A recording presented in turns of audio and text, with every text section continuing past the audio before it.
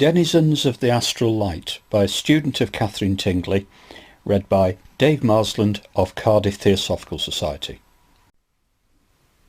Denizens of the Astral Light.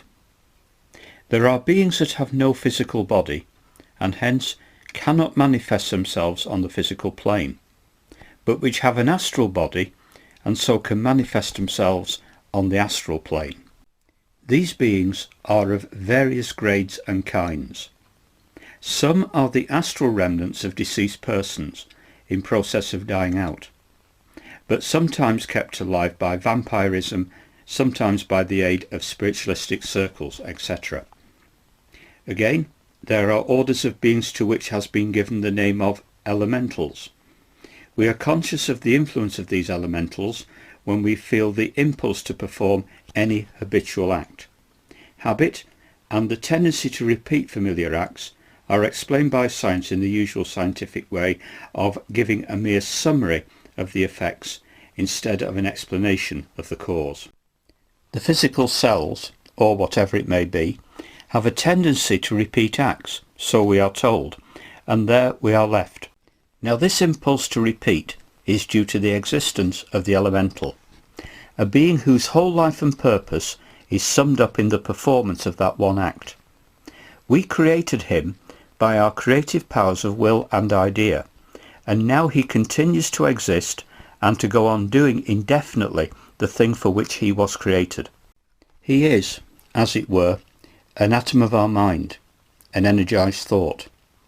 Normally, we ought to be able to turn him off when we do not need him, like a stop in an organ, and turn him on again when we do.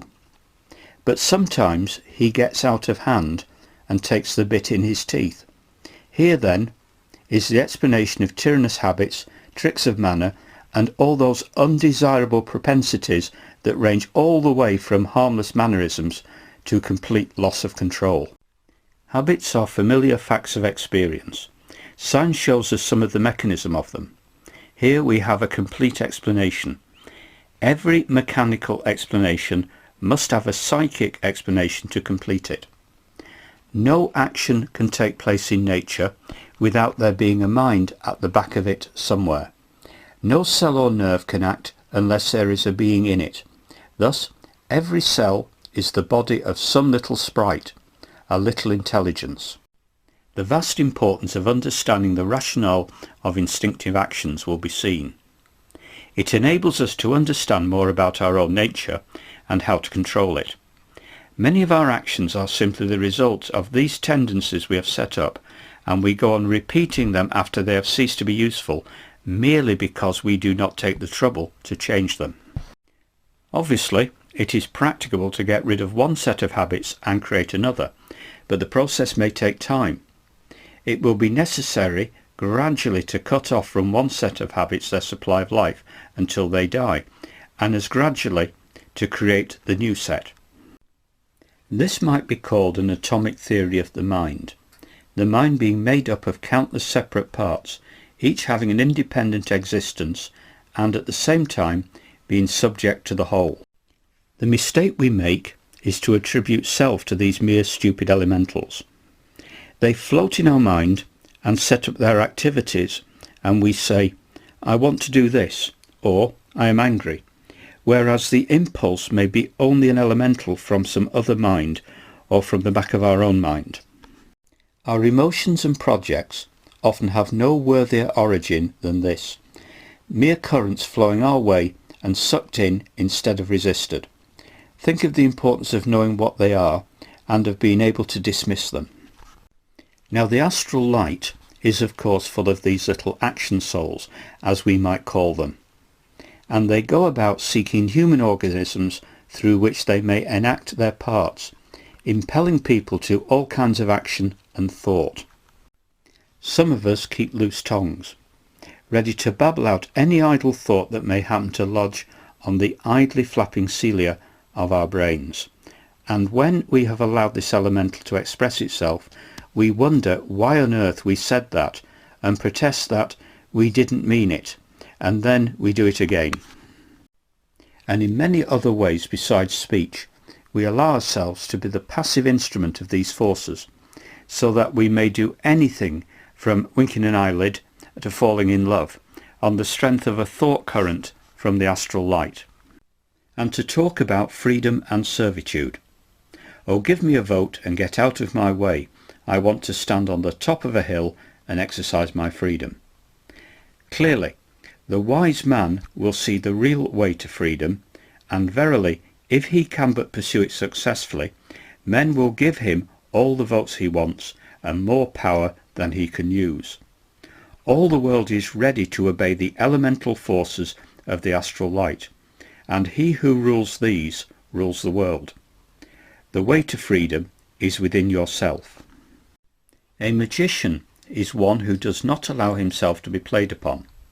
As a consequence, he makes servants of all these beings. Read the stories of the magicians. They always have a train of spirits at command. What is it but the elemental forces which they have learned to control? We will not enter into an inquiry as to the exact structure of the elementals, as that would but lead us off the useful track. What we need to do, and can do, is to learn to control them as we find them in our minds. The other knowledge will come soon enough without seeking. In the astral light are also monads, or elementary souls, that inform the lower kingdoms of nature, and other beings too numerous to describe here. A source of misunderstanding arises here from the fact that our unphilosophical habits of thought lead us to make an artificial distinction between the beings whom we call living and the beings which we call dead. But philosophically, all organisms must be classed as living beings, whether they be human, animal, vegetable or mineral. Hence, when we speak of living beings inhabiting the astral light, we do not necessarily mean beings endowed with a high degree of intelligence. Though they are intelligent in a degree, their intelligence may be more of the nature of that which animates the vegetable and mineral kingdoms than that which animates man. The elemental forces of the astral light may range all the way from what is virtually little more than an automatism to a comparatively complex intelligence. Some of the denizens of the astral light have been recognized in antiquity as the little souls that animate nature, under the name of nymphs, fairies, etc. And though we may now in our ignorance and vanity laugh at what we call the superstitions of primitive man, these beliefs do really represent a well understood science and knowledge of nature's laws. Doubtless our scepticism is favoured by the circumstance that the echoes of this ancient knowledge are often largely mixed up with mere superstition and popular belief, and that we have not the key to the symbolical and figurative language used by the ancients in speaking of such matters. More dangerous than these non-human beings are certain human remains that exist in the astral light. For after the death of the physical body, a spook or shell may form from the lowest levels of the desire body. This entity is soulless, the soul having gone on to Devachan. This entity would normally gradually fade out, surviving the body for a shorter or longer time, according to the strength of the desires by which it is kept alive. But in the case of very evil characters, it may last a long time and haunt the astral light, doing harm to living people by its contact with them on the thought plane.